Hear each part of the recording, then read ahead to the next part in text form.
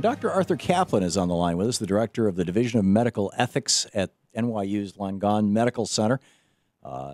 We have a link to his website over at our website, thomhartmann.com. It's pophealth.med.nyu.edu/division/medic, but you probably won't remember that, so you can easily find it over at thomhartmann.com. Dr. Caplan, welcome back to the program.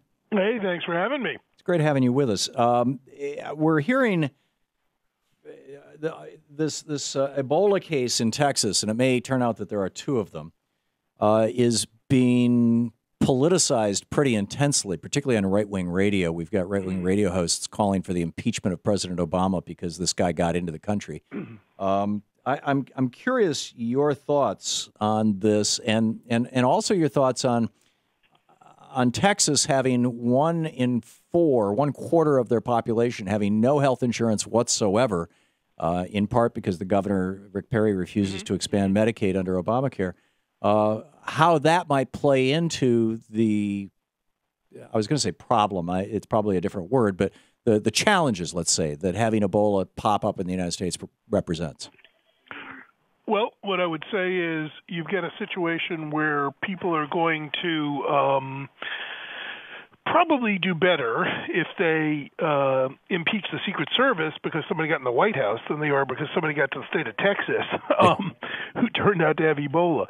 Not only do we have this case, we're going to get a few other cases.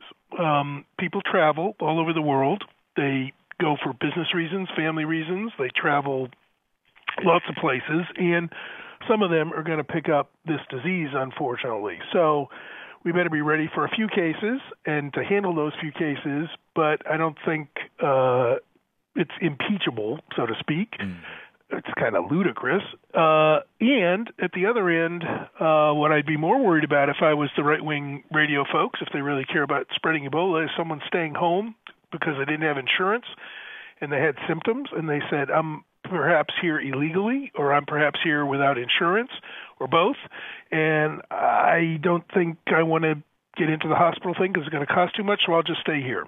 Right. What you want to do is make it very, very clear. The president should announce this and say anyone who has any severe symptoms that are Ebola-like, go to the hospital. You will have your care provided to you. Yeah, and then it seems like there's also a third piece to that, and that is that of the 34 OECD countries, the 34 richest countries in the world, we are the only one that does not have a national policy, and in most states we do not have a policy that allows people to take sick days, paid sick days when they're genuinely sick from work. And so as a consequence, you could have somebody who not only is afraid to go to the hospital because they're undocumented or because they don't have health insurance, but also is afraid that if they don't go to their job at, fill in the blank that day, McDonald's or whatever, that they're going to lose their job. And so when they're feeling a little sick but not deadly sick yet, which apparently is the first couple days, they go and they pass burgers out to the general public. I mean, this could be a real mess. Exactly. So, why is the Ebola thing taking off in Western Africa? It's because they don't have a solid healthcare system with a good infrastructure that everybody can access minimally decent healthcare, and that's due to poverty, and that's what it is. But we have a broken public health system. We have a broken healthcare system here, and the virus would be more than happy to take advantage of that for just the reasons you're talking about. So, much better to say, what are we going to do about beefing up surveillance? What are we going to do about making sure there are more ERs out there than there are? Tom, we're about to start flu season, right? Right. What are the symptoms of Ebola? They're the same as flu. Exactly. Right. If you're not listening carefully and you get flu-like symptoms, I'm going to tell you what, we're going to have a big crowd at the ERs pretty soon because people hear flu-like symptoms. They may not hear flu-like symptoms and you went to Africa or, you're taking care of someone with Ebola. They just hear flu-like symptoms. Right. Well, and which raises the flip side of that is what happened on the 22nd or the 26th of September, last week in Texas in this ER, is that this guy presents in the ER with a fever, feeling sick, says, I just came in from Liberia, and the ER doc gave him antibiotics and sent him home. And he stayed home for the next 2 days, apparently infecting close family members. Another one of them is in the hospital now. Yep. And finally, after 2 days, he came back to the hospital and said, no, I'm really sick. And I was in Liberia. And at that point, they said, oh, really?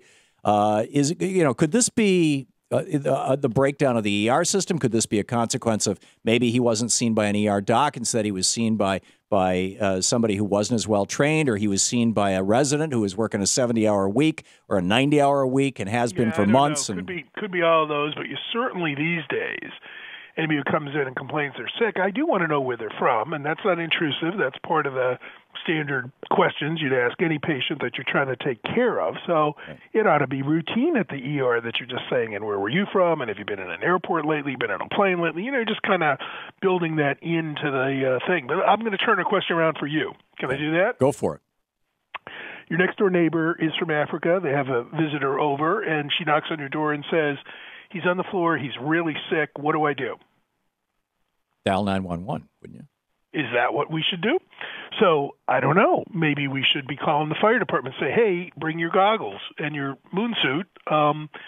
If you dial 911, do they know where to take this guy? Do they take him to the closest hospital? Do they take him to the hospital that's got the quarantine unit set up? In other words, there's some basic information that we haven't dispensed out to each one of us. I'm glad that the CDC is doing all its contact tracing and all that, but I think every American should know what to do if they thought someone did have Ebola or was possibly infected with Ebola. What should you do? And I'd add to that, by the way, this is my one sort of nod toward the right-wing zany side of Ebola. If someone is sick and on the plane and looks pretty sweaty and sick and so forth, I might say something to somebody.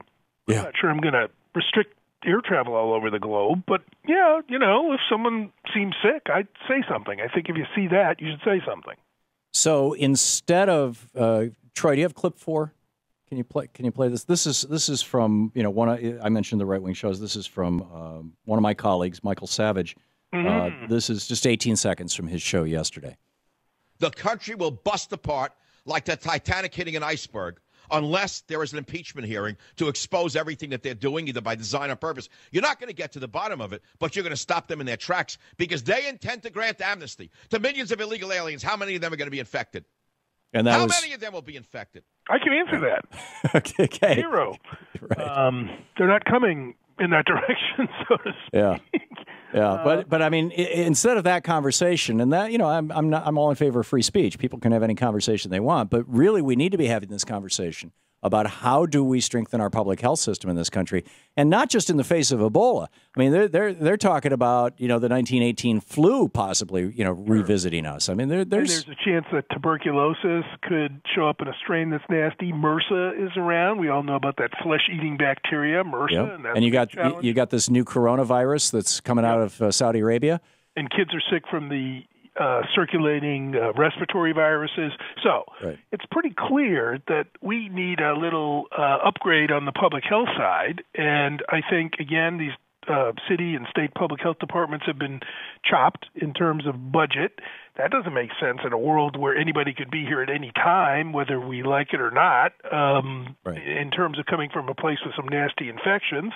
You've also got a prison system that has pretty poor health care, and they're a nice incubator for things.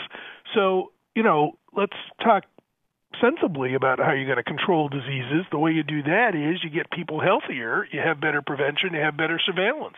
Right. And a public health system that actually isn't filled with holes, where a quarter of the people in a state the size of Texas actually are not lacking health insurance. Absolutely. Yeah. Dr. Arthur Caplan, the director of the Division of Medical Ethics at NYU's Langone Medical Center. Am I saying that right, Dr. Caplan? Langone. Thank you very much. Wondering, it's the guy who built Home Depot. Oh, really? Oh, interesting. Okay. Dr. Caplan, it's always a pleasure to have you on. Thanks so much for dropping by.